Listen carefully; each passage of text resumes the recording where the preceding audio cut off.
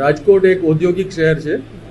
અહીંયાના જુદા જુદા ઔદ્યોગિક એકમોમાં મોટી સંખ્યામાં પરપ્રાંતીય મજૂરો કામ કરવા માટે આવે છે. આ મજૂરોમાં અમુક અગાઉ મિલકત સંબંધી તેમજ શરીર સંબંધી ગુનાઓમાં પણ પકડાયેલા છે. આ તમામ મજૂરો અને કારીગરોનું સિટીઝન પોર્ટલમાં રજીસ્ટ્રેશન કરવું ખૂબ જરૂરી છે અને આના માટે માનનીય કમિશનર શ્રી દ્વારા એક જાહેરનામું પણ પ્રસિદ્ધ કરવામાં આવે છે.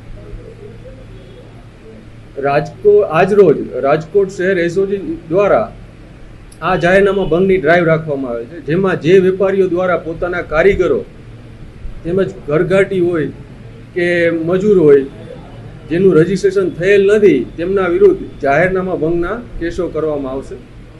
હાલ આ ડ્રાઈવ દરમિયાન 100થી વધુ કેસ પણ અમે કરેલા છે. મારો તમામ ઔદ્યોગિક એકમોના માલિકો તથા વેપારીઓને નમ્ર અપીલ છે કે આ રજિસ્ટ્રેશન સિટીઝન પોર્ટલમાં ખૂબ જ જરૂરી છે અને ફરજિયાત છે. તમામ વહેલી તકે આ રજિસ્ટ્રેશન કરાવી લઈએ.